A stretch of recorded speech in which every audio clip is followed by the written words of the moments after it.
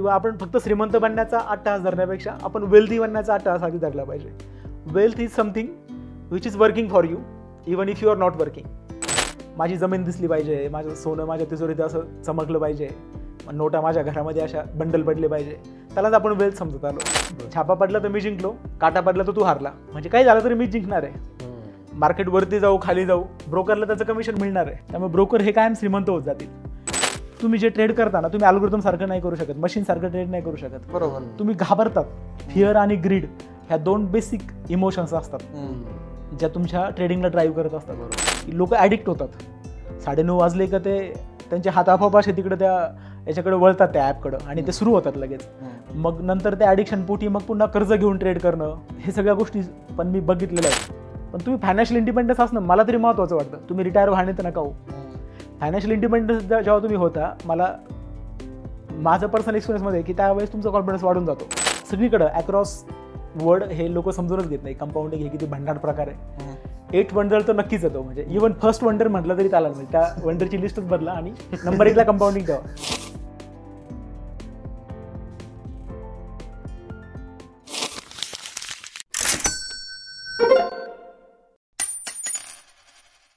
Hello, नमस्कार. Real किस्सा या युट्यूब चॅनलवर मी पलाश पुन्हा एकदा तुम्हा सगळ्यांचं स्वागत करतो. आणि मागच्या एपिसोडमध्ये अमोल सोबत आपण वेल्थ प्रोटेक्शन या विषयावरती बोललो होतो, आणि आज आपण वेल्थ क्रिएशन म्हणजे प्रोटेक्शन सुरुवातीला करणं, आपली वेल्थ प्रोटेक्ट करणं गरजेचंच आहे यावरती आपण बोललो.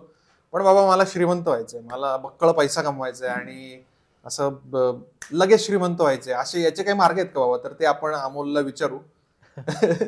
आणि श्रीमंत किंवा वेल्दी, रिच हे जे विशेषण आहेत, तर याच्यात फरक आहे. म्हणजे व्हॉट इज वेल्दी आणि what is rich.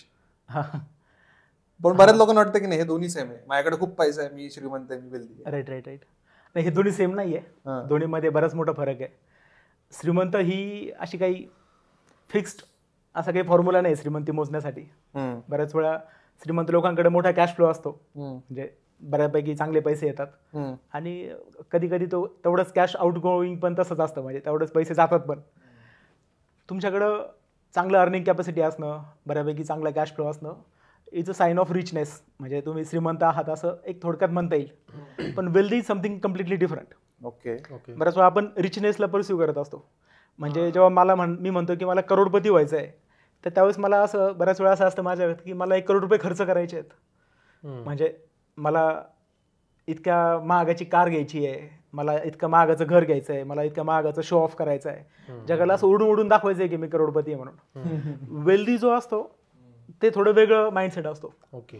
Wealth is something that you don't see. Okay. बऱ्याच वेळा काय असतं की वेल्दी माणसाकडे 1 कोटी रुपये असतात, पण आजूबाजूच्या लोकांना ते दिसत नसतात. वेल्दी माणूस लोकांना दाखवण्यापेक्षा, इतरांना इम्प्रेस करण्यापेक्षा स्वतःचं आयुष्य कसं सुकर करता येईल, स्वतःचं पीस ऑफ माइंड कसं वाढवता येईल, स्वतःचा वेळ कसा कमावता येईल, आपण वेळ कशी कमवायची त्याच्याविषयी पण बोलू, तर त्या गोष्टी बघत असतो. श्रीमंत माणूस म्हणजे रिच जे असतात ते मोस्टली पैशांसाठी काम करतात आणि तितकेच पैसे खर्च पण करतात. ओके. वेल्दी काय करतात की आपल्या पैशाला कामाला लावतात. राईट. आधी पैसे कमवतात, आधी पैशांसाठीच काम करतात, आणि नंतर ते पैशांना कामाला लावतात, पैशापासून आणखीन पैसे कमवतात. That is wealth. राईट. म्हणजे पैशाने पैसा ओढला जातो असं जे म्हणतात, त्याचा खरा वापर लोक करतात जी वेल्दी येते. श्रीमंतांचं काय असतं की त्यांच्या जे खर्चाच्या ज्या प्रपोर्शन असतात बऱ्याच वेळा त्या गणलेल्या असू शकतात. की मी 5 लाख रुपये महिन्याला कमवतोय, पण जर मी 5.25 लाख रुपये महिन्याला खर्च करत असेल तर ठीक आहे, मी श्रीमंत आहे, पण मी कर्जामध्ये पण जातोय. माझ्याकडं 30 लाखांची कार आहे, पण जर माझ्याकडं 1 कोटीचं कर्ज पण आहे त्या कारमुळं झालेलं, किंवा ती कार जर पूर्णपणे कर्जावर घेतलेली असेल तर ठीक आहे, म्हणजे मी श्रीमंत दिसण्यासाठी माझ्याकडं खूप सारे इंडिकेटर्स आहेत, पण अजून मी पोखरलेलं आहे असंही असू शकतं. आता आपण असं काही जनरलाइज नाही करू शकत की सगळेच पैसे कमवणारे असे आहेत म्हणून. पण बऱ्याच वेळा श्रीमंत आणि म्हणजे तुम्ही श्रीमंत बनून वेल्दी बनवू शकता, किंवा आपण फक्त श्रीमंत बनण्याचा अट्टहास धरण्यापेक्षा आपण वेल्दी बनण्याचा अट्टहास आधी धरला पाहिजे. Wealth is something which is working for you even if you are not working. Okay. अशा सेटिंग्स जसं ते म्युच्युअल फंडची ऍड असते, पैसे को काम को लगाओ. राईट. सो आता याच्यावरनं पुढचा मला विचारायचं की हे वेल्थ क्रिएशन कसं करता येईल बाबा, की मला आयुष्याच्या या टप्प्यावरती वेल्दी व्हायचंय, त्यासाठी मला काम करावं लागेल, बरोबर, त्यासाठी मला माझ्या पैशालाही कामाला लावावं लागेल, बरोबर. सो हे वेल्थ क्रिएशन कसं करता येईल, त्याचे टूल्स काय आहेत, मोड्स काय आहेत? बरोबर. तर एक ते फेमस पुस्तक होतं मागं, रिच डॅड पुअर डॅड म्हणून. तर त्याच्यामध्ये एक डायग्राम होती. रिच डॅड त्याचा कॅश फ्लो, त्याचं कॅशचं आउट गोईंग, त्याचे एक्सपेन्सेस. पुअर डॅडचं तर तसंच, म्हणजे हे श्रीमंत आणि वेल्दी मधला तो फरक आहे की रिच माणसाचं बऱ्याच वेळा काय होतं की कॅश फ्लो मोठा असतो आणि तितकंच मोठा आउटगो पण असतो, तितकेच मोठे कर्ज पण असतात, तितकंच मोठं प्रदर्शन किंवा स्टेटस मेंटेन करण्यासाठी वाढून ठेवलेला पसारा असतो. जो वेल्दी आहे त्याचा पण मे बी कॅश फ्लो तेवढाच असेल, पण त्या कॅश फ्लो मधला आउटगोईंग लिमिटेड असते, गरजेपुरतीच असते. आणि उरलेल्या पैशामध्ये वेल्थ क्रिएशनचे वेगवेगळ्या प्रोव्हिजन्स करून ठेवलेल्या असतात. इन्व्हेस्टमेंट्स असतील, वेल्थ प्रोटेक्शनसाठी केलेले वेगवेगळे प्रोव्हिजन्स असतील, ज्या अशा इन्व्हेस्टमेंट्स असतील की ज्या लॉंग टर्म मध्ये त्याला डिव्हिडंड्स म्हणजे रिवॉर्ड्स देतील, की ज्याच्यातून त्याला नंतरच्या लाईफमध्ये रिटर्न्स मिळतील. त्याला त्या पैसे कमावण्यासाठी परत कामच करावं लागेल याची गरज राहणार नाही. म्हणजे दोन प्रकारचे माइंडसेट असतात, की एक माइंडसेट असतो की जो वस्तू विकत घेण्यासाठी कमवत असतो, आणि दुसरा एक माइंडसेट असतो जो टाइम वाचवण्यासाठी. म्हणजे उद्या जसं फायनान्शियल इंडिपेंडन्स वगैरे ज्या टर्म्स आहेत त्या सगळ्या याच्याच अराउंड आहेत. की फायनान्शियल इंडिपेंडंट असणं म्हणजे काय, की आता एक अशी स्टेट की ज्या वेळेस मला आता पैशांसाठी खूप काळजी करायची गरज नाहीये, किंवा आता मला पैशांसाठी काम करायची गरज नाहीये. माझे cash flows are taking care of my expenses. तसे कॅश फ्लो मी तयार करून ठेवले, तसे वेल्थ मी तयार करून ठेवलेला आहे त्या सेटिंग्स. तर वेल्थ क्रिएशनच्या आधी कसं होतं 100-200 वर्षापूर्वी, की wealth creation, ethical wealth creation possible नव्हतं, अवघड होतं. म्हणजे कसं? म्हणजे ज्यावेळेस लोकशाही पद्धती नव्हत्या, हुकुमशाही होत्या, तुम्हाला जर कोणी लुटलं मारलं तर तितक्या पद्धतीचे तेवढे स्ट्रॉंग लॉ नव्हते, किंवा त्यावेळेस बऱ्याच वेळा अनइथिकल मार्गाने वेल्थ क्रिएट करावं लागायची. पण लोकशाहीने तुम्हाला एक हक्क दिलेला आहे इथिकल वेल्थ क्रिएशनचा. जे स्टॉक मार्केटमध्ये तुम्ही इन्व्हेस्ट करता, किंवा इंडेक्स फंड घेता, किंवा एखादा शेअर विकत घेता, मी त्याला म्हणतो की it is democratization of capitalism. Okay. की लोकशाही यासाठी पण महत्वाची, लोकशाही यासाठी पण महत्वाची आहे की तुम्ही इथिकल वेल्थ क्रिएशनचा प्रत्येकाला हक्क आहे. लोकशाहीमध्ये तुम्ही लोकशाही राज्यात राहत असाल तर तुम्हाला उद्या कोणी अडवू नाही शकत कितीही वेल्थ क्रिएट करण्यापासून. आणि जेव्हा तुम्ही एखादा शेअर विकत घेता किंवा म्युच्युअल फंड्स विकत घेता, तर त्या कॅपिटलिझममध्ये तुम्ही भाग घेत असता. त्या कॅपिटलिझमचं डेमोक्रेटायझेशन केलेलं आहे की सामान्य माणसालाही त्याच्यात भाग घेता यावा, म्हणून तो शेअर्स आणि म्युच्युअल फंड्स विकत घेऊ शकतो. आणि मला असं वाटतं की ते मॉडर्न टूल्स आहेत, ज्या बदलत्या काळानुसार बदलत गेलेल्या टूल्स आहेत, ज्याला आपण अडॉप्ट केलं पाहिजे. आता त्यांना एक रिअल ॲसेट म्हणून, वेल्थ म्हणून आपण त्यांच्याकडे पण बघितलं पाहिजे. आपण पारंपरिक आपल्याला तेच दिसायचं की माझी जमीन दिसली पाहिजे, माझं सोनं माझ्या तिजोरीत असं चमकलं पाहिजे, नोटा माझ्या घरामध्ये अशा बंडल पडले पाहिजे, त्यालाच आपण वेल्थ समजत आलो. पण आता ह्या बदलत्या काळानुसार आपल्याला हे पण कळलं पाहिजे की हे मार्ग वापरून खूप इफिशियंटली इथिकली आपण वेल्थ क्रिएट करू शकतो.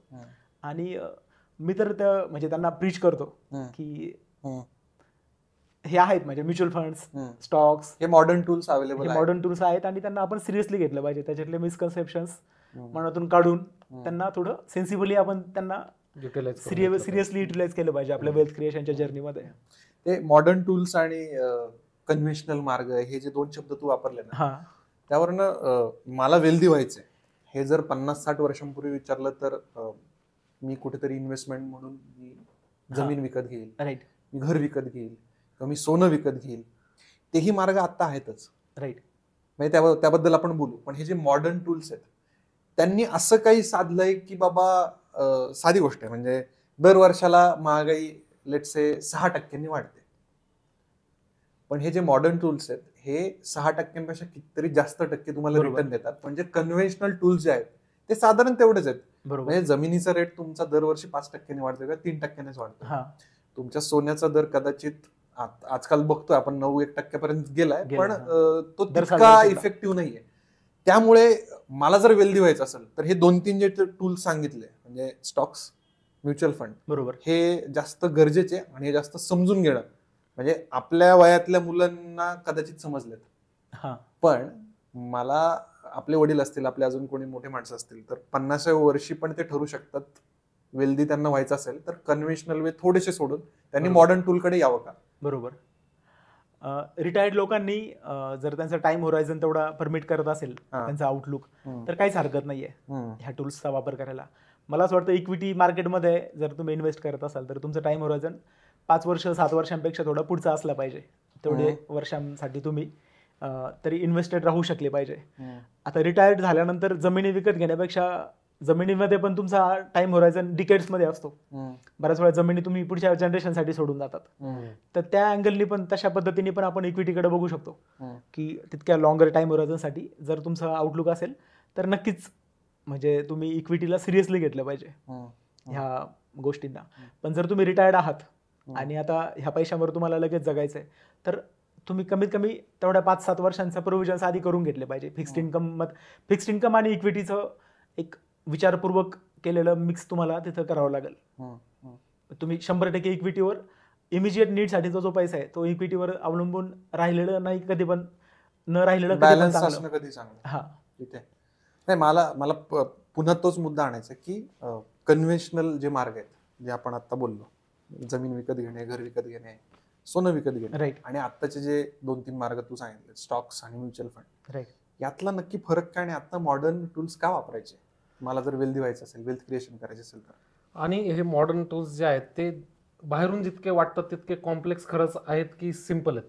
हा, ती भीती एक असते की ती फार कॉम्प्लेक्स वाटतं बाहेरून आणि मग तिकडे जायलाच नको अशी एक धारणा असते. आता मी थोडे एक किस्सा सांगतो. म्हणजे मला एक जण भेटला होता. हां, तो US मध्ये शिकायला होता. ओके. ट्रॅव्हलमध्ये आम्ही भेटलो होतो आणि त्यांनी US मध्ये मोस्टली शिकायला असताना तुम्ही बरेच जण पार्ट टाइम जॉब वगैरे करतात. तर तो की मेकरचा जॉब करायचा, बरं चावी बनवायचा. म्हणजे तुम्ही घराची चावी हरवली, गाडीची चावी हरवली तर तो येऊन बनवून द्यायचा. बरं आणि मग तो म्हटलं मी जेव्हा ते मला आवडायचं ते काम करायला, पण मी जेव्हा ते शिकलो तर नवीन मला ती चावी बनवायला खूप वेळ जायचा माझा.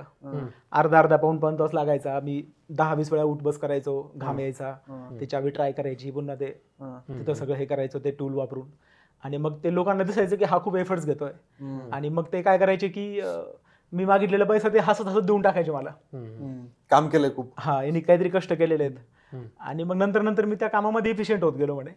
आणि मग नंतर मी असं 5-7 मिनिटात पटकन चावी बनवून त्यांना द्यायचो. मला असं वाटायचं की बघा मी किती छान काम केलं. पण त्या लोकांना वाटायचं की यांनी काही एफर्ट्सच नाही घेतले. आणि मग त्यांना असं वाटायचं की अरे तू 5 मिनिटात तर बनवली चावी, एवढे कशाला पैसे मागतो. मग ते खळखळ करायला लागले. मग तो म्हटलं की मग मी असं केलं, मी ती कस्टमर सायकोलॉजी समजून घेतली. आणि मग मी ती 5 मिनिटात बनण्याचं जे काम आहे त्याला मुद्दाम 25-25 मिनिटं असं दाखवत राहिलो की अरे मी खूप एफर्ट्स घेतोय. आणि मग लोक परत जास्त खळखळ न करता परत पैसे द्यायला लागले. तसं माझं असं वैयक्तिक मत आहे, म्हणजे याच्यावर कॉन्ट्रोवर्सीज असू शकतात, पण फायनान्स इंडस्ट्रीमध्ये तसं करून ठेवलेलं आहे की नाही तुम्ही नाही करू शकत, नाही तुम्हाला नाही कळणार, तुम्ही ऍडवायझर हायर करा, तुम्ही एजंट घ्या, तुम्ही कंपनीकडून घ्या, तुम्ही पोर्टफोलिओ मॅनेजमेंट कडून घ्या, तुम्ही असंच करा. आणि मग ते if they can't convince you then they confuse you. त्या लॉजिकनुसार ते काय करतात की काहीतरी फॅन्सी टर्म्स तुमच्यावर अल्फा, बीटा, थीटा, गॅमा असं काहीतरी मारतात. हे तुम्हाला कळतं का? तुम्हाला इन्फिरियर दाखवायचा प्रयत्न केला जातो आणि मग तुम्हाला असं कोणाकडून तरी विकत घ्यायला भाग पाडलं जातं. काही बेसिक गोष्टी जर तुम्ही समजून घेतला तर finance, personal finance rocket science नाहीये. खूप फॅन्सी प्रॉडक्ट्सच्या मागे लागण्याची गरज नाहीये. म्हणजे जसं आपण म्हणजे बेसिक लेवलला जरी तुम्हाला काही गोष्टी कळल्या आपण त्याच्यावरती डिस्कस करूच. पण जसं इंडेक्स इन्व्हेस्टिंग आहे, स्टॉक मार्केट जर म्हटलं तर स्टॉक पिकिंग मी म्हणतो की मेजॉरिटी लोकांनी करूच नाही. स्टॉक पिकिंग करण्यापेक्षा त्यांनी सरळ एक बेसिक छान इंडेक्स पण घ्यावा आणि तो सुद्धा त्यांना खूप चांगला फायदा देऊ शकतो. पण हे तू का सुचवतोय, म्हणजे याच्यात काय बाबा की का पिक करू नये आम्ही स्टॉक्स? तर मी आता जे 10-12 वर्षांपासून स्टॉक पिकिंग करतोय किंवा इंडेक्स इन्व्हेस्टिंग पण करतोय आता त्याच्या पॅरलल मागच्या 7-8 वर्षांपासून, तर इंडेक्स इन्व्हेस्टिंग हा एक पीसफुल मार्ग आहे स्टॉक पिकिंग पेक्षा. मागं 2-3 वर्षांपूर्वी एक निखिल कामतने ट्विट केलं होतं, झिरोदाचे जे फाउंडर आणि CEO आहेत. आता ते ट्रेडिंग विषयी होतं. तर ते म्हटले होते की ऑलमोस्ट 90% जास्त का 95% जास्त जे ट्रेडर्स आहे ते FD ला पण बीट करत नाही. ऑलमोस्ट तो आकडा माझे होते 99%. 99%. हा, असं काहीतरी. फक्त 1% लोकांना FD पेक्षा जास्त रिटर्न्स मिळतात. जे ट्रेडिंग करतात. ट्रेडिंग म्हणजे काय की ते खूप फ्रिक्वेंटली बाय सेल करतात, future and options, day trading ते असतं. आणि दुसरं एक असतं sensible long term investing. Long term investing सुद्धा म्हणजे लॉंग टर्म इन्व्हेस्टिंग ट्रेडिंगपेक्षा सेन्सिबल अप्रोच आहे फ्रिक्वेंटली बाय सेल करण्यापेक्षा.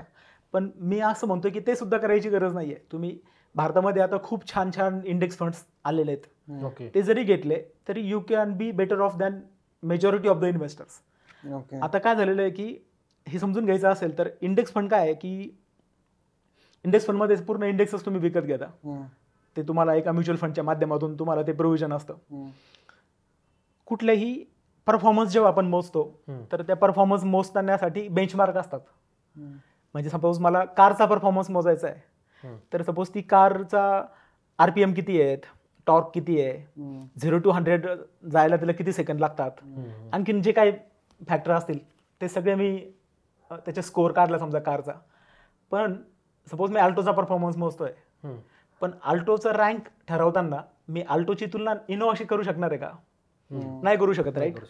आल्टोच्या सेगमेंटमधल्या कुठल्या गाड्या आहेत, ज्या 5-7 लाखाच्या आतमधल्या ज्या कुठल्या गाड्या आहेत, त्या सेगमेंटच मी फक्त कन्सिडर करेल आणि त्याच इतर कारशी कम्पेअर करेल की आल्टोचं हे पॅरामीटर्स काय आहेत, वॅगनारचे काय आहेत, मे बी टियागोचे काय आहेत. त्या स्मॉल कार्सच्या सेगमेंटमध्येच मी ते कम्पेअर करेल. मी आल्टोची कंपॅरिझन इनोवाशी नाही करणार. म्हणजे तर तो जो सेगमेंट आहे that is my benchmark. Okay. तर कुठलाही परफॉर्मन्स मोजताना म्हणजे तुम्ही CPU मेमरीचा परफॉर्मन्स मोजताना किंवा कारचा किंवा आणखीन कुठला पण त्याच्यामध्ये बेंचमार्क एक महत्वाचा असतो. तर स्टॉक मार्केटमध्ये किंवा स्टॉक इन्व्हेस्टिंगमध्ये तुमचे इंडेक्स हे बेंचमार्क असतात. तुम्ही किती रिटर्न्स मिळवले हे दर साल दर शेकडा तुम्हाला माहिती असणं गरजेचं आहे पहिलं म्हणजे. दुसरं म्हणजे तुमच्या बेंचमार्कच्या अगेन्स्ट समजा तुमचे शेअर्स आहेत ते निफ्टी 50 मधले शेअर्स आहे किंवा तुमचे शेअर्स निफ्टी 100 मधले आहेत, तर त्या निफ्टी 100ने किती कमावलं, किती रिटर्न्स दिले आणि तुमच्या पोर्टफोलिओने किती दिले हे कम्पेअर करणं महत्वाचं आहे. तुम्हाला हे माहिती पाहिजे की त्या बेंचमार्कच्या अगेन्स्ट तुमच्या पोर्टफोलिओने किती रिटर्न दिला. आता हिस्टॉरिकली असं म्हणतात की इंडेक्सला बीट करणं खूप टफ आहे. तुमचा जो बेंचमार्क आहे त्याला बीट करणं खूप टफ आहे. जर तुम्ही बीट करू शकत असाल तर you are above average investor. बरोबर. आता हे डेटा सांगतो की 99% ट्रेडर्स FD पण बीट करत नाहीयेत. उरलेले जे 1% जे FD ला बीट करतायत त्याच्यातले पण 99%, 1%तले जे 99% म्हणजे जे 0.01% किंवा 0.99 जे आहेत ते इंडेक्सला बीट करत नाहीयेत. 0.01% फक्त इंडेक्सला बीट करतायत. 0.01% जर तुमची विनिंग प्रोबॅबिलिटी असेल तर तुम्ही ट्रेडिंग करताच कशाला आहे. आता ट्रेडिंगच्या पुढे पण लॉंग टर्म इन्व्हेस्टिंगमध्ये इंडेक्सला बीट करणारे किती इन्व्हेस्टर्स आहेत. म्हणजे वॉरेन बफेटने एक चॅलेंज केलं होतं मागं, मला वाटतं बरेच वर्ष झाले, आणि ते चॅलेंज तो जिंकला होता. की त्यांनी असं चॅलेंज केलं होतं सगळ्या फंड मॅनेजर्सला की जे फंड मॅनेजर्स कन्सिस्टंटली इंडेक्सला बीट करू शकतील त्यांना त्यांनी काही $1 मिलियन चॅलेंज दिलं होतं. तो जिंकला होता वॉरेन बफेट, की कोणी ते बीट करू नव्हतं शकलं. तर ती हिस्ट्री आहे, ती फॅक्ट आहे. तर इंडेक्सला बीट करता येणं याच्यासाठी खूप जास्त स्किल लागतात, खूप चांगलं एक्सपर्टीज लागतं आणि त्याच्याही पलीकडं खूप वेगळा माइंडसेट लागतो. म्हणजे इक्विटी इन्व्हेस्टिंग हे प्रत्येकाचं काम नाही आहे असं माझं एकदम ठाम मत आहे. त्याच्यामध्ये मॅथ्स, बेसिक मॅथ्स तर तुम्हाला माहिती पाहिजे, पण हे त्याच्यामध्ये मॅथ्सपेक्षा सायकोलॉजी जास्त महत्वाची आहे. इन्व्हेस्टर सायकोलॉजी, तो माइंडसेट जो असतो तो प्रत्येकाचा नसतो. त्यामुळं आणि इंडेक्समध्ये कसं आहे की तुम्हाला हे काहीच करायचं नाही, काही स्टडी करायचं नाही आहे, फंडामेंटल्स वाचायचे नाही आहेत, काही तुम्हाला जास्त बघायचं नाही. एक SIP लावून द्यायची इंडेक्समध्ये. ते करून पण जर तुम्ही 99% लोकांना बीट करू शकत असाल why not bye doing nothing, तर मग का नाही घेऊ ते मी. आणि मी त्या 1% मधल्या ज्याचा 1% किंवा 0.01% चान्स आहे त्याच्यासाठी जर मी इतकं एफर्ट्स घेत असेल की जो माझा एक पूर्ण जॉबच बनतोय किंवा मी दिवसाला इतकं त्याला इन्व्हेस्ट करतोय, तर ते तेवढं वर्थ आहे का? Is it worth it? हा. तर बऱ्याच वेळा काय होतं की ही स्ट्रॅटेजी खूप सिम्पल आहे आणि ज्या too good to be simple असं म्हणतात ना ते, की too simple to be true, तसं झालेलं आहे की खूप सिम्पल असेल तर लोकांना कन्व्हिन्स नाही होत. तुम्ही असं काहीतरी अवघड करून त्या की मेकर सारखं की काहीतरी अवघड करून दाखवलं ना, मग लोक म्हणतात अरे काहीतरी चालू आहे, म्हणजे ते समाधान असतं काहीतरी केल्याचं. ती सायकोलॉजी तिथं पण कामाला येते माझ्या मते, की तुझे मागच्या वेळी सांगितलं होतं की सारखं सेल करायचं, सारखं बाय करायचं, सारखं सेल करायचं, बाय करायचं, त्यातून एक डोपामाइन बूस्ट मिळते तात्पुरतं. हा, जे जुगार खेळून जे मिळतं ना ते तिथून मिळतं. आता बरेचसे ट्रेडर्स एकदम ट्रिगर होतात, आपण त्याला जुगाराशी कम्पेअर केलं का ते एकदम ऑफेंड होतात. पण मग त्याला मी तरी जुगारच समजतो, कारण की म्हणजे साधी गोष्ट आहे की ज्याची विनिंग प्रोबॅबिलिटी 0.01% आहे.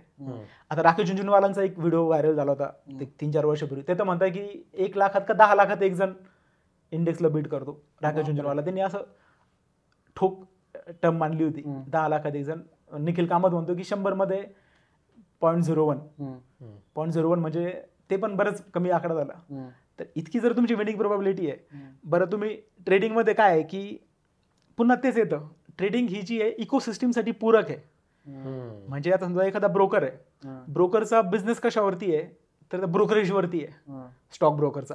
तुम्ही किती फ्रिक्वेंटली ट्रेड करताय, बाय सेल करताय. Buy is a trade, sell is a trade. Buy आणि सेल केलं तर तुम्ही 2 ट्रेड केले ना, मग त्याला पर ट्रेड त्याला कमिशन मिळत आहे ब्रोकरला. जेवढे जास्त ट्रेड कराल तेवढं त्याचं कमिशन मॅक्झिमाइज होणार आहे. तुम्हाला फायदा झाला तोटा झाला त्याला काही फरक पडत नाहीये. नंतर स्टॅम्प ड्युटी भरताय तुम्ही प्रत्येक ट्रेडवर, वेगवेगळे टॅक्सेस भरताय.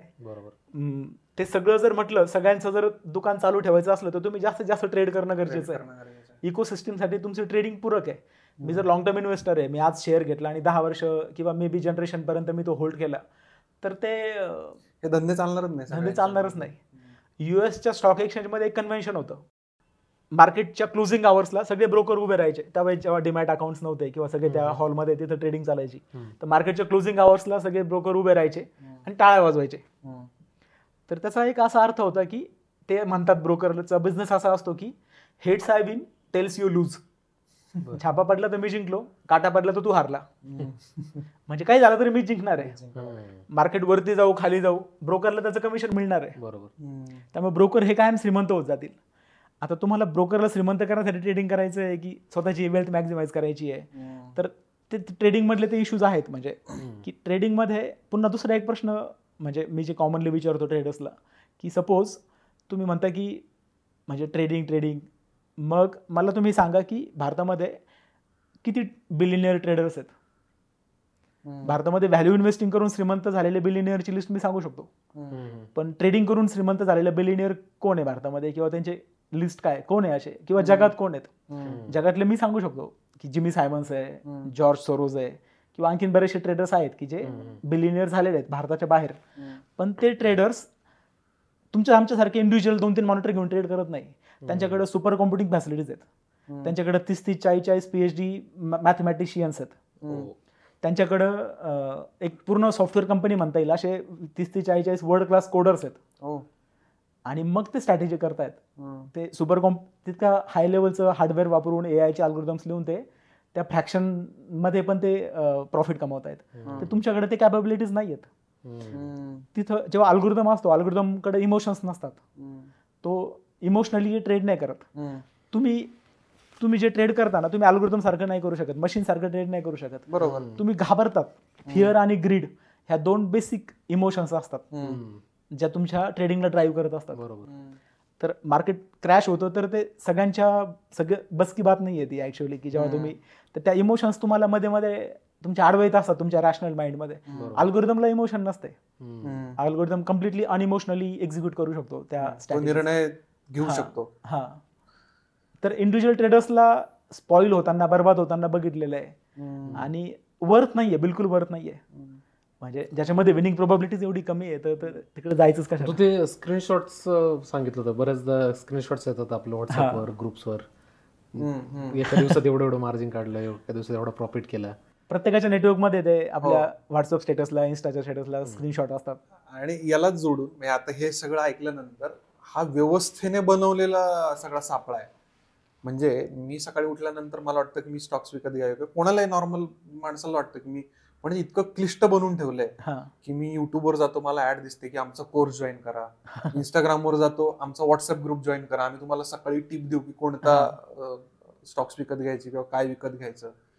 आणि काही लोक तर नोकरी सोडून ते करायला लागतात, 3 डेस्कटॉप समोर ठेवतात आणि मग त्याचे रील्स टाकतात. अजिंक्य म्हणलं तसं त्याचे स्क्रीनशॉट्स येतात. आणि हे सगळं बघितल्यानंतर असं होतं की अरे हे स्टॉक मार्केट काहीतरी म्हणजे वेगळं रसायन आहे, ते आपल्या बस की बात नाहीये, मग कोणाला तरी विचारून करूयात किंवा काय. तर हे सगळं सिस्टीमने तयार केलेलं आहे. म्हणजे जसं म्हटलं ना आपण की हे धंदे चालतात ना सगळ्यांचे. ब्रोकरचा धंदा चालतोय, झिरोदा सारख्या कंपन्या तेही ब्रोकरच आहेत, ते सगळे उभे राहिलेत. क्लासेस उभे राहिलेत. इन्फ्लुएन्सर्स आलेत, इन्फ्लुएन्सर्स आलेले आहेत. हे सगळं सेबी system त्यांच्या आहे. मागे लागलेलं आहे सध्या, म्हणजे हां. फायनान्शियल इन्फ्लुएन्सर्सच्या चांगलं. तर तुझं म्हणणं आहे की एवढं क्लिष्ट करायची नाहीये. अजिबात गरज नाही नाहीये, अजिबात नाहीये. आणि त्याला डेटा बॅकिंग आहे. हो हो बरोबर. त्याला डेटा बॅकिंग आहे. हा पहिला आता हे स्क्रीनशॉटचा विषय घेऊ आपण. हां. ते खूप इंटरेस्टिंग आहे, मला ते आवडता विषय आहे तो माझा. हे जसं सोशल मीडिया आलं ना एक 10-15 वर्षांमध्ये, तर सोशल मीडिया हे काय आहे की एक शो ऑफ करण्यासाठीचा प्लॅटफॉर्म आहे. म्हणजे मी इन्स्टावर फेसबुकवर काहीतरी फोटो टाकतो, व्हिडिओ टाकतो, स्टेटस टाकतो, तर असं म्हणतं की मी काय करतो की माझं लाईफचं फक्त ब्राईट साईड फक्त पोस्ट करत असतो की बघा मी किती भारी आहे, बघा मी किती आनंदी आहे, बघा माझे किती छान कपडे आहेत, बघा माझी बायको किती सुंदर आहे, बघा माझी पोरं किती क्यूट आहेत, म्हणजे बघा माझं जॉबमध्ये माझ्या ह्या अचिव्हमेंट्स आहेत, बघा मी इकडं ट्रिपला गेलो. हे फक्त मी म्हणत नाही की आज माझं पोट दुखतं आहे, आज बॉसने मला झापलं किंवा बायकोवर भांडण झालं, हे मी सोशल मीडियावर नाही टाकत. आज पोरं माझं काहीच ऐकत नाही आहेत, म्हणजे पोरांनी फार मला एडं करून टाकलेलं आहे, ते काय मी टाकत नाही. पण त्यांचं काही छान क्लिप असेल तर मी लगेच पोस्ट करतो. म्हणजे काय होतंय की आपण फक्त आपल्या लाईफची ब्राईट साईड पोस्ट करत असतो. इतर लोक पण तेच करत असतात. इतर लोकांचे सोशल मीडियाचे फीड बघून आपण इकडे झुरतो की आपल्याला वाटत असतं की यार याचं लाईफ लय भारी आहे, म्हणजे याचं रोमॅन्टिक लाईफ पण ग्रेट आहे, याची पोरं पण किती ओबिडियंट आहेत, हा ऑफिसमध्ये एका मागे एक अचिव्हमेंट्स करतोय, बघा त्याचं सोशल मीडिया फीड बघा तुम्ही, नुसतं अचिव्हमेंट्स, नुसतं भारी ट्रिप, आणि आपलं काहीच नाहीये. तसंच हे स्क्रीनशॉटचं झालेलं आहे. ओके. हे ट्रेडर्स काय करतात की विनिंग ट्रेडचे स्क्रीनशॉट टाकतात, लुझिंग ट्रेडचे टाकत नाही. तुम्ही कधी, माझ्या माहितीत तरी नाही की कुठल्या ट्रेडरने त्याचा आज 2 लाख रुपये लॉस झाला आणि मग तिथं स्क्रीनशॉट टाकला व्हॉट्सअपवर की बघा आज माझी लॉस झाला असं. ते एक पहिली गोष्ट आहे की ते फक्त त्यांची ब्राईट साईड प्रोजेक्ट करत असतात, ज्याच्यामुळे बाकीच्यांना वाटतं की हा फक्त विनिंगच ट्रेड मारतोय. दुसरी गोष्ट आहे की त्या स्क्रीनशॉटमध्ये पण आता खूप सारे टूल्स आलेले आहेत. काही लोक तर ते कोर्सचे पार्टिसिपंट्स वाढवण्यासाठी, आणखीन ते व्हॉट्सअप टेलिग्रामचे ग्रुपचे हे बनवण्यासाठी फेक स्क्रीनशॉट टाकतायत. ओके. की इमेज एडिट करून स्क्रीनशॉट टाकतायत काही लोक लाईव्ह ट्रेडिंग सेशनच्या नावाखाली तिकडं मागं म्हणजे हे ब्रोकरचं टर्मिनलच नाहीये, झेरोदाचं नाहीच आहे, दिसतंय असं, पण मागं त्यांनी वेगवेगळी वेबसाईट बनवून ठेवलेली आहे, फेक वेबसाईट. त्याच्यामध्ये त्यांना ते तिकडं लाईव्ह असल्यासारखं भासून तिकडे आकडे बदलतायत आणि तो प्रत्येक ट्रेड त्याचा विनिंगच होतोय. तर हे खूप सारे ट्रिक्स लोकांनी काढलेले आहेत फेक करण्यासाठीच्या. सगळ्यात पहिलं काय आहे की जर कोणी स्क्रीनशॉट टाकत असेल तर तुम्ही, जर तुम्हाला स्क्रीनशॉट दाखवून म्हणत असेल की हा कोर्स जॉईन कर किंवा तू पण ट्रेड कर, तर तुम्ही त्याला असं विचारू शकता की तुझं दर शेकडाच्या टर्म्समध्ये, CAGR टर्म्समध्ये किंवा IRR टर्म्समध्ये अॅन्युअल रिटर्न्स किती आहेत. आता majority of the investors traders हे अॅन्युअल रिटर्न्स मोजतच नाही, कारण की दिवसाला जर तो 50 ट्रेड करत असेल तर तो ते कधी मोजायला त्याला कळणार आहे. बरं, ब्रोकरेज जे प्लॅटफॉर्म्स आहेत ते पण हा आकडा दाखवत नाही. तुम्ही बघा की IRR दाखवत नाही ब्रोकरेज, त्यांना मॅन्डेटरी नाहीये आणि कोणी मागत पण नाही. त्या ब्रोकरच्या प्लॅटफॉर्मवर हे दिसत नाही, दिसलं तरी ते खूप लिमिटेड इन्फॉर्मेशन तुम्हाला देतं. ॲग्रिगेटेड IRR नाही सांगत, किंवा तुमचे सोल्ड आउटचे स्टॉक्स आहेत त्यांचा IRR तुम्हाला नाही येत, म्हणजे एक्झिटेड पोझिशन्सचा. तर ते खूप सारे इश्यूज आहेत ते फक्त, आणि तो पण त्याला ते डोपामाइन बूस्ट मिळत आहेत प्रत्येक ट्रेडमधून. एक्साइटमेंट आहे जुगारमध्ये, जे एक्साइटमेंट आहे, म्हणजे जुगार खेळून कोणी श्रीमंत झालेलं नाहीये, तरी पण सगळे लोक जुगार खेळतात. म्हणजे खूप लोक जुगार खेळतात का, कारण की ते थ्रिल आहे, ती मजा येते एक वेगळी. आणि एका लेवल नंतर त्याचं ऍडिक्शन पण झालेलं आहे की लोक ऍडिक्ट होतात. 9:30 वाजले का ते त्यांचे हातापापाशे तिकडे त्या याच्याकडे वळतात, त्या ऍपकडे, आणि ते सुरू होतात लगेच. मग नंतर त्या ऍडिक्शन पोटी मग पुन्हा कर्ज घेऊन ट्रेड करणं, हे सगळ्या गोष्टी पण मी बघितलेल्या आहेत. म्हणजे बाय द वे जाता जाता सांगायचं, आम्ही याच्यावर पण एक एपिसोड केलाय की हे जो जुगार आहे, मोबाईल ऍप्स असतील किंवा बेटिंग ऍप्स असतील, त्यावर एक व्हिडिओ केलेला आहे. बरोबर, त्याची लिंक डिस्क्रिप्शन मध्ये टाकू आपण या एपिसोडचे सुद्धा. राईट. बाकी कंटिन्यू करू. तर ते ऍडिक्शन होत आहे, आणि मग ते ट्रेडिंग पुन्हा ते, म्हणजे मी जसं म्हटलो की ते अनइमोशनली तुम्ही नाही करू शकत ट्रेड. म्हणजे तुम्हाला बऱ्याच वेळा ते ग्रीड आणि फिअर तुमच्या असे बसलेले असतात आपल्या, टाळूच शकत नाही, टाळता येत नाही, त्या बेसिक इन्स्टिंक्ट आहेत. बरोबर. याची ग्रे साईड आपण बघितली आता, म्हणजे कसं फसवलं जाऊ शकतं, किंवा कसं क्लिष्ट केलं गेले, किंवा कसं बाजारपेठेनेच गरज निर्माण केली, हे सगळं बघितलं. पण त्यात तू उत्तरे देऊन गेला सुरुवातीला की इंडेक्स, बरोबर, इंडेक्समध्ये. तर ते थोडं समजून सांग ना. मला वेल्थ क्रिएशन करायचा हा मार्ग आहे, पण हे मार्ग नाहीत. म्हणजे रोज सकाळी 9:30 ला उठून बसू नका. तुमचं जे प्रायमरी जॉब आहे, प्रायमरी जॉब करा, आणि काय विकत घ्या तर इंडेक्स फंड विकत घ्या. आता काय झालेलं आहे की भारतामध्ये इंडेक्स फंड म्हणजे काय हे एकदा थोडक्यात सांग ना. बरोबर. इंडेक्स फंड आता 2 प्रकारचे म्युच्युअल फंड्स असतात किंवा फंड्स. म्युच्युअल फंड म्हणजे काय की भारत सरकारने कुठल्याही गव्हर्नमेंटने अप्रूव्ह केलेले काही कंपनीज असतात. जसं भारतामध्ये रेग्युलेटर आहे SEBI, security exchange board of India. तर सेबी हे एक सेमी गव्हर्नमेंट बॉडी आहे जी रेग्युलेशन करते ह्या सगळ्यांचं, ब्रोकर्स, म्युच्युअल फंड्स, हे जे काही इन्व्हेस्टमेंटचे जे प्रॉडक्ट्स आहेत त्यांचं सगळ्यांचं रेग्युलेशन करते. तर सेबीच्या रेग्युलेशन खाली किंवा भारत सरकारच्या वॉच खाली बनलेले हे फंड मॅनेजमेंट कंपनीज असतात, म्युच्युअल फंड कंपनीज. मला जर माझा म्युच्युअल फंड सुरू करायचा असलं तर मला त्या सगळ्या रूल्सला कंप्लाय करून सरकारकडून अप्रुव्हल घ्यावं लागतं, तेव्हा मी ते सुरू करू शकतो. आणि मला खूप साऱ्या सरकारी नियमांना मी बांधील असतो. ते वेगवेगळे डिस्क्लोजर्स मला द्यावे लागतात. मी कुठले शेअर्स विकत घेतले, काय करतोय ते सगळं माझ्या इन्व्हेस्टर्सला सांगावं लागतं. त्या नियमांना बांधील राहून मी माझी कंपनी चालू शकतो, नाहीतर सरकार माझ्यावर कारवाई पण करू शकतं. तर ते म्युच्युअल फंड्स असतात. म्युच्युअल फंड्स काय करतात की लोकांकडून पैसे गोळा करतात इन्व्हेस्टमेंटसाठी. आणि म्युच्युअल फंड्सचे जे फंड मॅनेजर असतात, एक्सपर्ट मॅनेजर्स, फंड मॅनेजर्स, ते तुमचा पैसा जो कुठला फंड आहे, इक्विटी फंड असेल तर ते शेअर्समध्ये गुंतवतात, डेट फंड असेल तर ते रोख्यांमध्ये म्हणजे बॉन्ड्स, डिबेंचर्स, तिकडं डेट मार्केटमध्ये गुंतवतात. आणि मग तो एक्सपर्ट ठरवतो की ह्या पोर्टफोलिओमध्ये, ह्या म्युच्युअल फंडमध्ये कुठले कुठले शेअर्स घ्यायचे, कोणत्या कंपन्यांचे शेअर्स घ्यायचे. तो एक ट्रेंड किंवा एक क्वालिफिकेशन असलेला एक एक्सपर्ट असतो फंड मॅनेजर.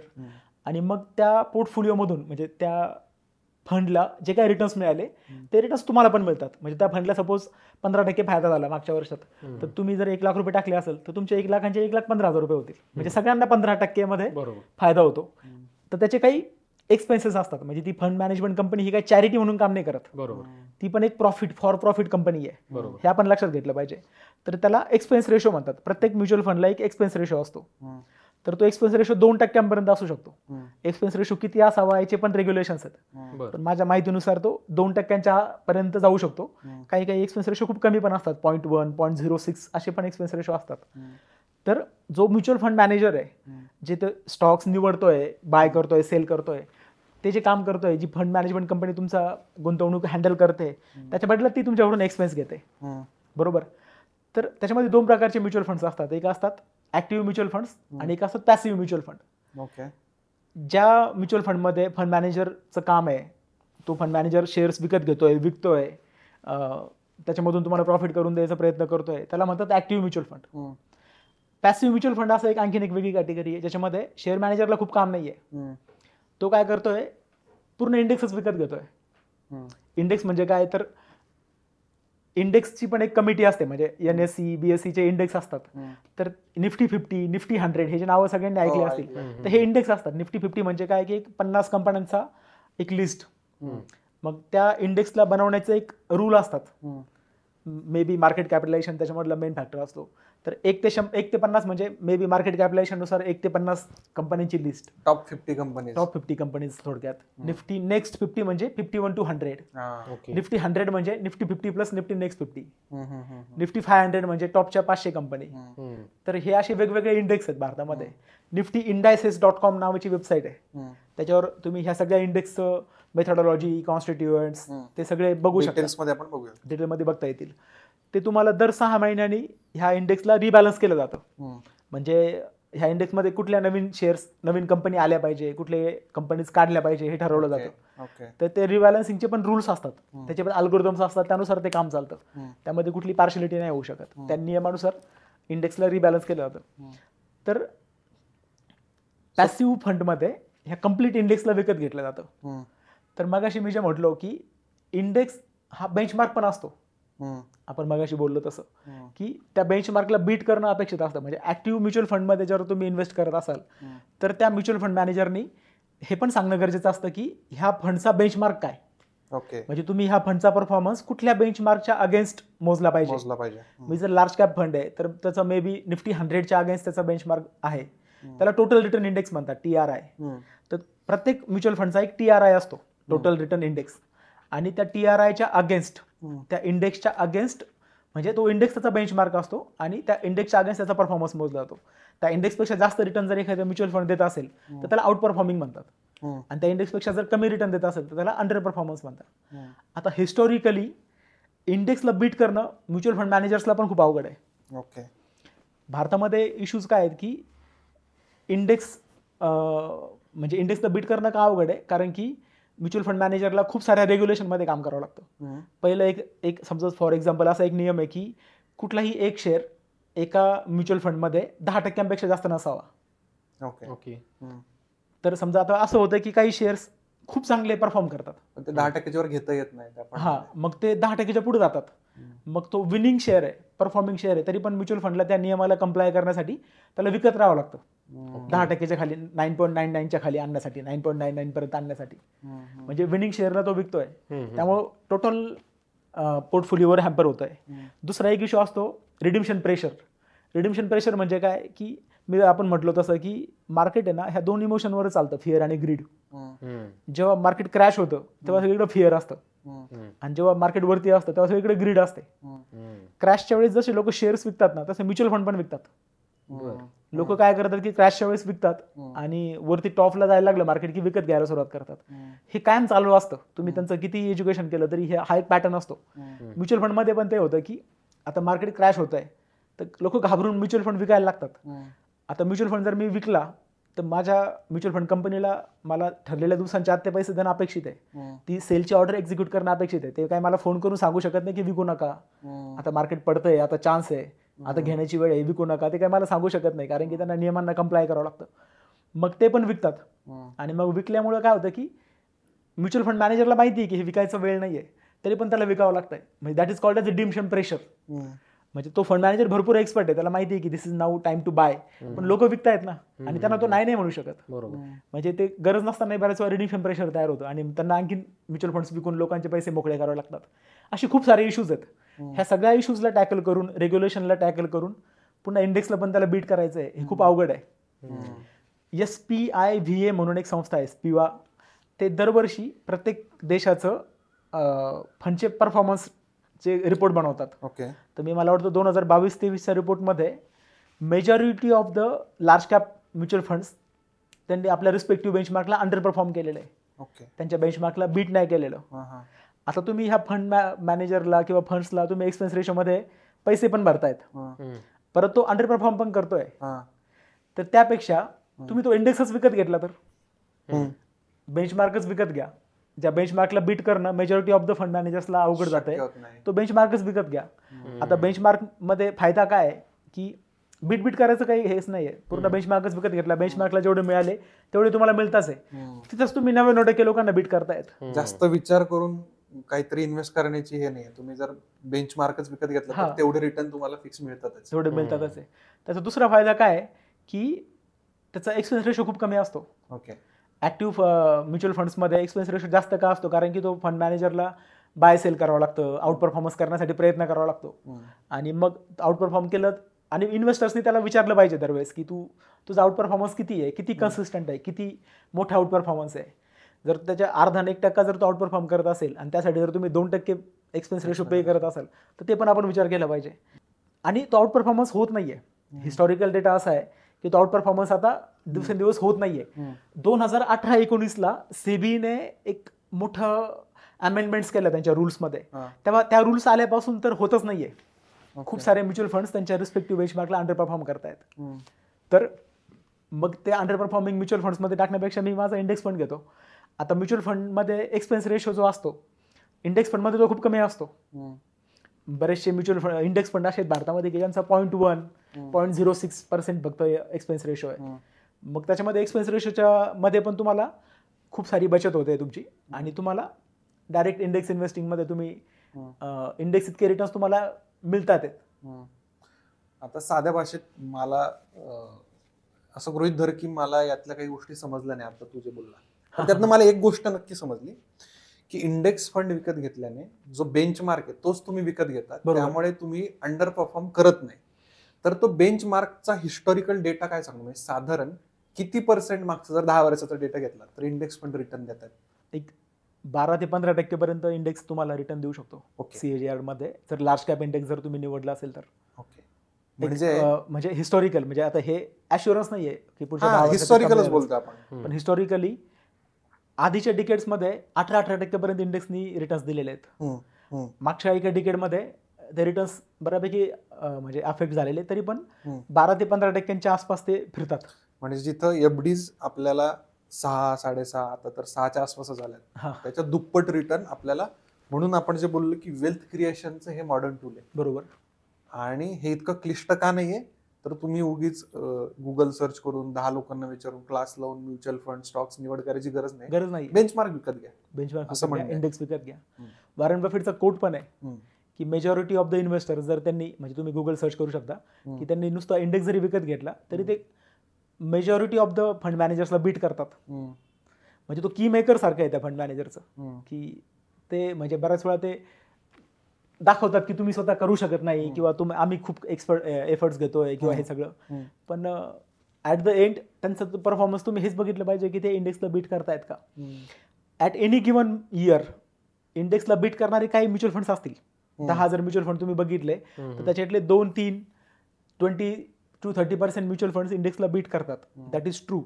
पण इंडेक्सला कन्सिस्टंटली बीट करणं हे पण एक फॅक्टर असतो, की 2021 मध्ये मी बीट केलं इंडेक्सला 2%, पण 2022 मध्ये जर मी इंडेक्सला 3% अंडर परफॉर्म केलं तर 2021-22चा माझा रिटर्न इंडेक्सपेक्षा परत अंडर परफॉर्मिंगच आहे. आणि तुम्ही SIP थ्रू जर 25-30 किंवा 10-20 वर्ष जर इन्व्हेस्टेड राहत असाल, तर त्या केसमध्ये एवढे वर्ष सलग इंडेक्सला बीट करणं अजून कन्सिस्टंटली बीट करत जाणं खूप अवघड आहे एका विशिष्ट वर्षांनंतर.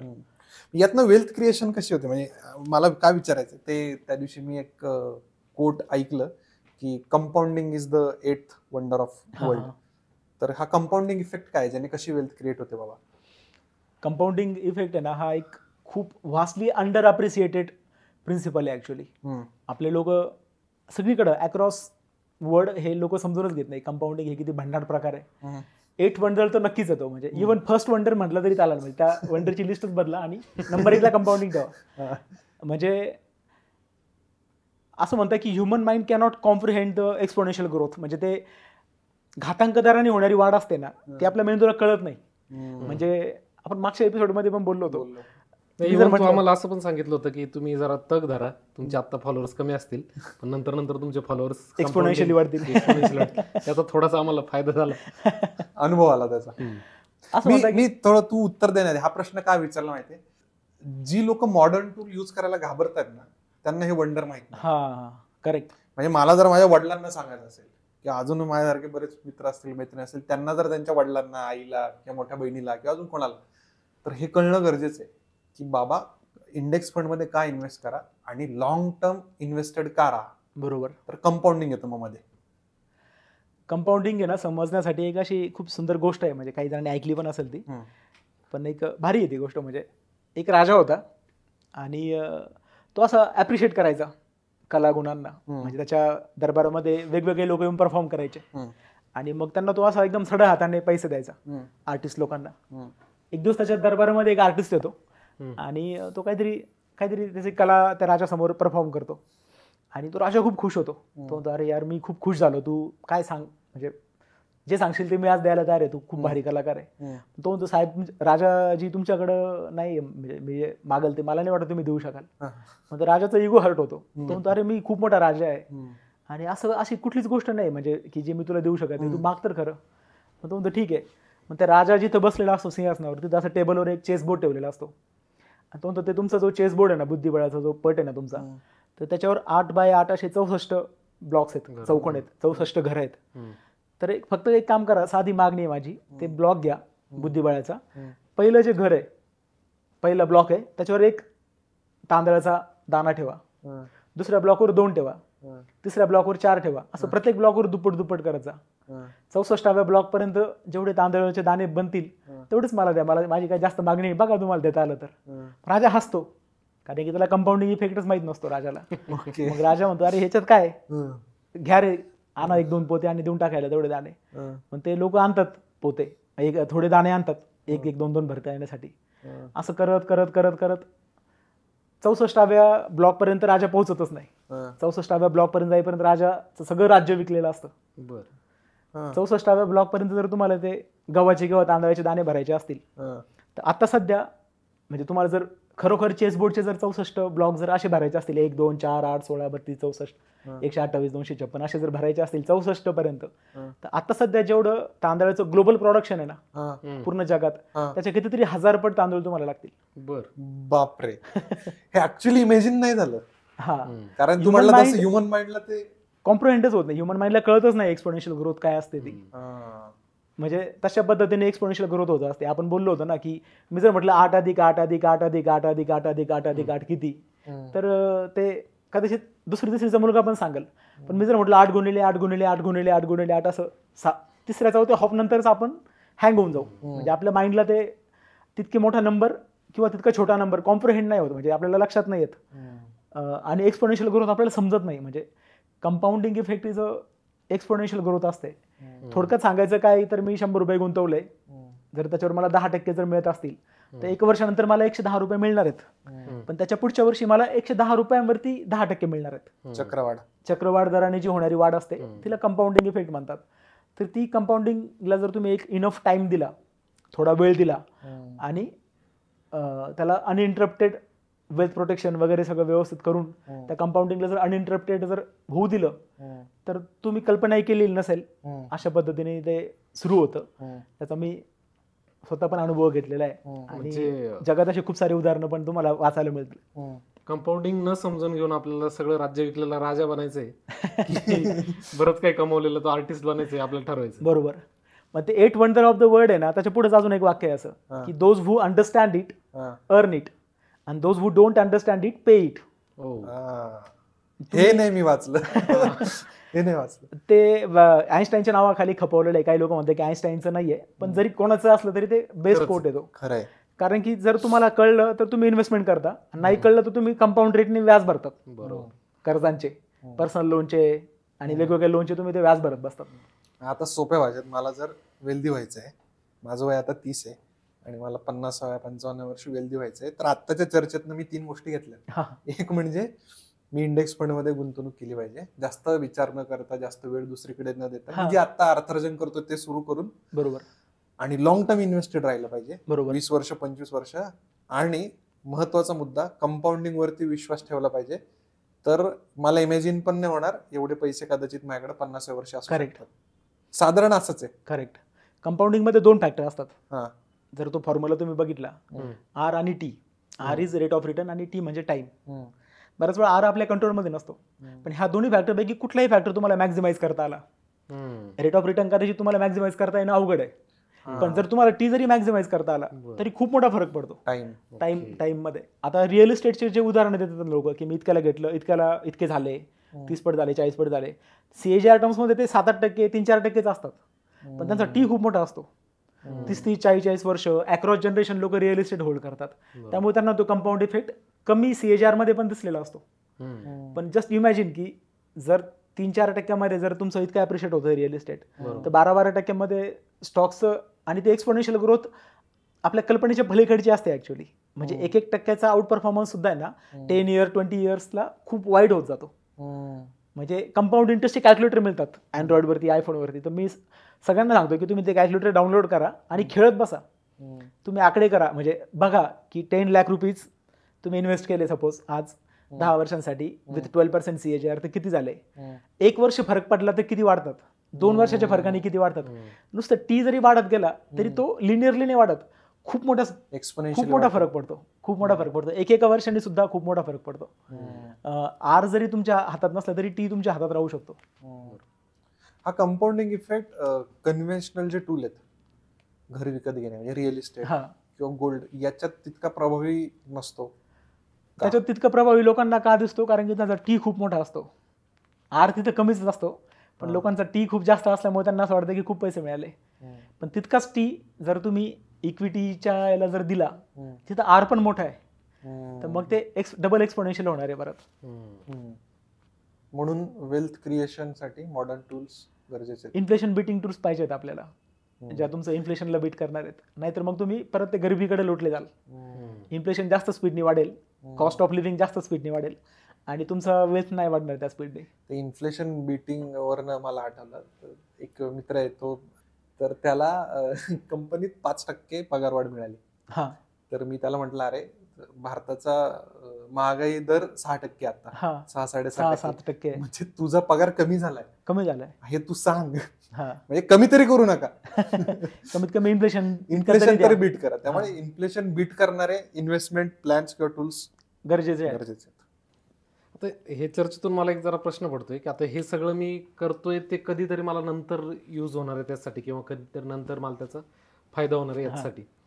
तर मग हे फक्त इन्व्हेस्टच करत राहायचंय का? मग त्याचा उपभोग कधी घ्यायचा, जे उपभोग आपण म्हणतो तो कधी घ्यायचा मी?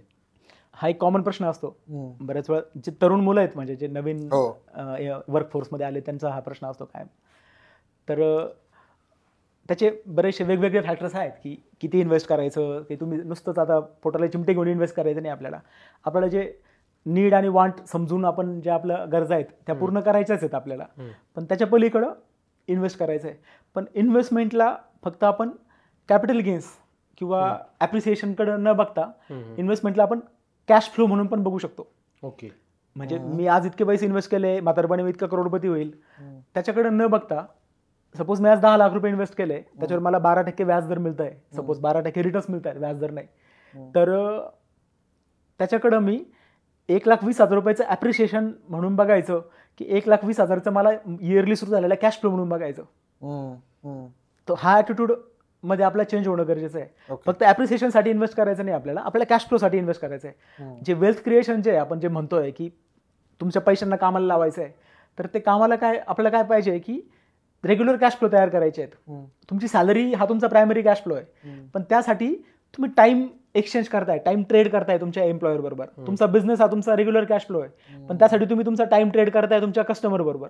म्हणजे काय, तर जोपर्यंत तुम्ही टाइम इन्व्हेस्ट कराल, जोपर्यंत तुमचं स्किल इन्व्हेस्ट कराल, तोपर्यंतच तो कॅश फ्लो आहे. ज्या दिवशी तुम्ही टाइम इन्व्हेस्ट करणं बंद केलं, ज्या दिवशी तुम्ही ऑफिसमध्ये जाणं बंद केलं, त्या दिवशी तुमची सॅलरी पण बंद होणार आहे, कॅश फ्लो बंद होणार आहे. इन्व्हेस्टमेंट्स कशासाठी करतो आपण, तर त्या कॅश फ्लो तयार करण्यासाठी, पॅसिव्ह कॅश फ्लो तयार करण्यासाठी, राईट. तिथं तुम्हाला टाइम ट्रेड करायचं नाहीये, तिथं तुम्हाला काम करायचं नाहीये. 10 लाख रुपीजला मी 1.25 लाख रुपये 1 वर्षांनी वाढणार, म्हणजे 10 लाख रुपीजला 1 वर्षानंतरचे 11.25 लाख रुपयेकडे न बघता 10 लाख रुपीजला मी लाईफ टाईमसाठी 10,000 रुपये पर मंथचा कॅश फ्लो म्हणून बघायला पाहिजे. त्याच्या अर्ली रिटायरमेंट मध्ये आपण बोललो की तुम्हाला अर्ली रिटायरमेंट लागत असेल तर तो कॅश फ्लो त्या वयाला तुम्ही कसा इन्व्हेस्टमेंट करून तयार करताय. बरोबर. टाइम फ्रीडम जो हवा असेल तर टाइम फ्रीडम साठी आपण हे करतोय. म्हणजे 10 लाख, मी जे म्हणतोय पुन्हा की 10 lakh rupees is 10,000 rupees per मंथचा कॅश फ्लो. जर 12% जर मला व्याज दर मिळतंय तर तेच तुम्ही त्याला एक्स्ट्रापोलेट करा ना. 1 कोटीचा जर माझा पोर्टफोलिओ आहे तर 12 लाख रुपये पर इयरचा कॅश फ्लो आहे तो माझ्यासाठी. 1 लाख रुपये पर मंथचा कॅश फ्लो आहे. 10 कोटीचा पोर्टफोलिओ बनतोय तर तो 1,20,00,000 रुपयाचा कॅश फ्लो आहे. 10 लाख रुपीज पर मंथचा कॅश फ्लो आहे. म्हणजे इन्व्हेस्टमेंट हे फक्त कॅपिटल गेनसाठी करायचं नाही आपल्याला, की काहीतरी ॲप्रिशिएशन होईल आणि मग मी नंतर म्हातारपणी 10 कोटीच्या पोर्टफोलिओवर बसेल. त्यापेक्षा असं पण होऊ शकतं ना की तुम्ही विदिन 5-10 इयर्समध्ये तुमच्या सॅलरीपेक्षा पण चांगला कॅश फ्लो तयार करू शकता थ्रू युअर इन्व्हेस्टमेंट. हां, त्यानंतर रिटायर व्हायचं की जॉबमध्ये तसं चालू ठेवायचं हा तुमचा प्रश्न आहे. फायनान्शियल इंडिपेंडन्स टाइम हे केलेला असतो, म्हणजे टाइम कमावला ना तुम्ही, कमावलेला असतो. तुम्हाला हवं ते तुम्ही करू शकता. बरोबर. फ्रीडमसाठी हे करायचं सगळं. हा, हे टाइम फ्रीडम आहे. आता काय आहे की तुम्ही, इट इज युअर चॉईस की तुम्हाला ते सगळे खर्च करून आयुष्यभर टाइम ट्रेड करत राहायचं आहे, की काही आयुष्यातला काही पार्ट थोडं कॉम्प्रोमाइजेस करून टाइम उरलेला सगळा टाइम कमवायचा आहे. हे तुमचं चॉईस आहे शेवटी. तुम्ही जर म्हटलं की यार नाही, मला नाही पाहिजे, मला आयुष्यभर मी 60व्या वर्षापर्यंत हेच असंच काम करत राहील आणि असंच इतकाच असं लाविश लाईफ जगत राहील आणि सगळी सॅलरी उडवेल, ठीक आहे, काय हरकत नाही. पण जर तुम्हाला असं वाटत असेल की I want to earn back my time without compromising on my lifestyle, तर मग हे कॅश फ्लोचं लॉजिक तुमच्यासाठी ॲप्लिकेबल आहे. मग तुम्ही काही वर्ष करा ना, इन्व्हेस्ट करा आणि असे कॅश फ्लो तयार करा की ते तुमच्या सॅलरीपेक्षा पण जास्त झालेले आहे. फायनान्शियल फ्रीडम जो प्रकार आहे त्याचे 3 स्टेजेस आहेत. पहिली स्टेज काय आहे की माझा कॅश फ्लो, माझ्या वेल्थपासून तयार झालेला जो कॅश फ्लो आहे हा माझ्या एक्सपेन्सेसपेक्षा जास्त आहे. सपोज माझा मंथली एक्सपेन्स 1 लाख रुपये आहे आणि माझा कॅश फ्लो सपोज 1.25 लाख रुपये मंथली, किंवा इयरली मला 15 ते 20 लाख रुपये माझ्या पोर्टफोलिओमधून मिळत आहे आणि मला 12 लाख रुपये खर्च करावं लागतात म्हणजे माझं लाईफस्टाईल मेंटेन करण्यासाठी. मी पहिली स्टेजवर आहे फायनान्शियल इंडिपेंडन्सच्या. सेकंड स्टेज काय आहे की माझं पोस्ट टॅक्स जे इन्कम आहे, सॅलरी जी आहे माझी टॅक्स जाऊन, तितका तुमचा कॅश फ्लो तयार होणे. आणि थर्ड स्टेज आहे माझी ग्रॉस सॅलरी इतका कॅश फ्लो तयार होणे. थर्ड स्टेजला जर तुम्ही गेला, तुमच्या ग्रॉस सॅलरी इतका तुमचा कॅश फ्लो तयार झालेला आहे. आज तुमचा पोर्टफोलिओ आहे, समजा तुमची ग्रॉस सॅलरी समजा 12 लाख रुपये इयर आहे सपोज, आणि तुमचा पोर्टफोलिओ आहे समजा 1 कोटीचा, आणि त्याच्यातून 15 लाख रुपयाचा जर तुमच्याकडे कॅश फ्लो आहे, तर सॅलरीपेक्षाही जास्त पैसा तुम्ही ह्या कॅश फ्लो मधून मिळवताय. Exactly, that is financial independence. आता इथं काय आहे की फायर जी मुवमेंट आहे, तर फायनान्शियल इंडिपेंडन्स आणखी 2 शब्द त्यांनी ऍड केले, रिटायर्ड अर्ली. तर ते अर्ली रिटायरमेंट तुम्ही घेतलीच पाहिजे असं काही नाहीये, पण तुम्ही फायनान्शियल इंडिपेंडन्स असणं मला तरी महत्वाचं वाटतं. तुम्ही रिटायर व्हाणे तर नका हो. फायनान्शियल इंडिपेंडन्स जेव्हा तुम्ही होता, मला माझं पर्सनल एक्सपिरियन्स मध्ये की त्यावेळेस तुमचा कॉन्फिडन्स वाढून जातो. ज्यावेळेस तुमचा पैशांचा प्रश्न सुटलेला असतो ना, त्यावेळेस तुम्ही खूप मोकळेपणाने आनंदाने तुम्ही जगू शकता, समाधानाने जगू शकता. तुमच्या जॉब जाईल का काय, माझं होम लोनचा हप्ता चुकेल की काय, किंवा मग आता माझी कार उडून नेली तर काय होईल, आणि उद्या जर माझी ले ऑफ झाला तर काय होईल, ह्या चिंता तुम्हाला सतावत नाही ऍक्च्युअली असतात चिंता. आणि त्यावेळेस तुम्ही आणखीन प्रोडक्टिव्ह होता, आणखीन चांगलं काम करता. ज्यावेळेस तुम्ही ते तर तो इंडिपेंडन्स आहे ना, म्हणजे ह्युमन्स आहे ना इंडिपेंडन्सला जास्त व्हॅल्यू करतात ऍक्च्युअली. हे इंडिपेंडन्स ऑटोनॉमी जे म्हणतात, की माझ्या आयुष्यावर माझा स्वतःचा कंट्रोल आहे. म्हणजे मला वाटलं तर ठीक आहे बाबा, मी करू शकतो, माझा जॉब पण सोडू शकतो, माझ्या ऍट माय ओन टर्म्स जगू शकतो. आता असे काही लोक मी बघितलेले आहेत की त्यांनी फायनान्शियल इंडिपेंडन्स मिळवला, रिटायरमेंट नाही घेतली, चालू ठेवला जॉब, पण त्यांच्या जॉबच्या ठिकाणी ते आनंदी आहेत, सुखी आहेत, म्हणजे ते छान परफॉर्म करतायत. काहींनी जॉब सोडला आणि ते झाडं लावतायत, काहींनी जॉब सोडला आणि आपल्या पॅशनवर काम करताय, काहींनी जॉब सोडला आणि स्टार्टअप्सवर काम करताय. आणि त्यांना माहिती की माझा आता स्टार्टअप माझं 2 वर्षात प्रॉफिटेबल झालंच पाहिजे, असं काही मला ऑब्लिगेशन नाही. आता मी आता मोकळे मनाने याच्यावर काम करू शकतो आणि याला वेळ देऊ शकतो. तर तो फ्रीडम जो कंपोनंट आहे ना, तो तुमचा आनंद किंवा तुमचं क्वालिटी ऑफ लिव्हिंग मल्टिप्लाय करू शकतो, आणि त्याच्यासाठी ते आपण परस्यू केलं पाहिजे. वेल्दी होणं काय ते आता जास्त चांगलं समजतं. रिच पेक्षा वेल्दी होणं, दिस इज वेल्थ. की मी टाइम बाय केला असं नाही म्हणता येणार, बट माझ्या टाइमवर माझा कंट्रोल आहे, माझा कंट्रोल. म्हणजे माझ्याकडे लॉम्बोर्गिनी आहे किंवा माझ्याकडे BMW आहे किंवा आणखीन सगळ्या फॅन्सी गोष्टी आहेत माझ्याकडं, पण ते सगळं मेंटेन करण्यासाठी मला पळत राहावं लागणार आहे, रात्री 2 वाजेपर्यंत काम करावं लागणार आहे. मला बॉस सांगेल त्यावेळेस मीटिंग जॉईन करावं लागणार आहे त्यावेळेस. तर मी तो स्लेव्ह आहे माझ्या त्या सगळ्या पोझिशनचा, आणि माझ्या टाइमवर माझा कंट्रोल नाहीये. माझे मुलं कसे मोठे झाले ते मला कळत नाहीये, किंवा लाईफ मधले त्यांचे खूप सारे महत्वाचे माइलस्टोन्स मी मिस करतोय. तर त्यावेळेस मी किती श्रीमंत असलो तरी मी वेल्दी नक्कीच नाहीये, कारण की मी कशाला तरी बांधलेलो आहे, पण मी माझा वेळ कमावलेला आहे, माझ्या वेळेवर माझं स्वतःचं कंट्रोल आहे. तर आणि मग तिथं ते फ्रीडम, ऑटोनॉमी, त्या सगळ्या गोष्टी येतात मग, आणि त्या जास्त तुमच्या आनंदाच्या मल्टिप्लायर असू शकतात असं मला वाटतं. So thank you Amol. सुरुवातीला मी जे म्हटलं ना की मला पैसा कमवायचा आहे, बक्कळ पैसा कमवायचा आहे, आता शेवटाकडे येताना मला झालं नाही, मला हे कमवायचं म्हणजे मला वेल्दी व्हायचं आहे. राईट. आणि त्यासाठी काय गरजेचं आहे, तर थोडीशी शिस्त गरजेची आहे. बरोबर. कंपाऊंडिंग वरती विश्वास गरजेचा आहे, आणि बाजारपेठेने ज्या गोष्टी क्लिष्ट करून ठेवल्यात त्याच्याकडे न बघता जे तू 2-3 मार्ग सांगितले ते फोकस करणं गरजेचं आहे. तर आय थिंक हे सगळं घडू शकतं. So thank you so much. आणि मला वाटतंय आणि मला खात्री आहे की तुम्हाला हा एपिसोड नक्की आवडला असेल. आणि अमोल तुझं खूप खूप थँक्यू आणि धन्यवाद, कारण आम्हालाच नाही तर आमच्या प्रेक्षकांनाही ही माहिती तू दिलीस. आणि असंच रिअल किस्सावरती प्रेम करत राहा. हा व्हिडिओ आवडला असेल तर लाईक करा, शेअर करा आणि सबस्क्राईब करायला विसरू नका. हॅलो मित्रांनो, नमस्कार. आपल्या चालचलन या रिअल किस्सावरच्या सिरीजला तुम्ही सगळ्यांनी खूप भरभरून प्रेम दिले, आणि त्याचसोबत अमोल साळेला तुम्ही खूप प्रेम दिले. आपल्या कमेंट बॉक्समध्ये दिसून येते की तुम्हाला सगळ्यांना खूप सारे प्रश्न पडलेत आणि ते अमोलकडनं तुम्हाला सोडून घ्यायचे. आणि याचसाठी अमोलने त्याची वित्तार्थ.com ही एक वेबसाईट आणि त्याची ऑर्गनायझेशन आहेच आहे, तुम्हाला माहिती आहे.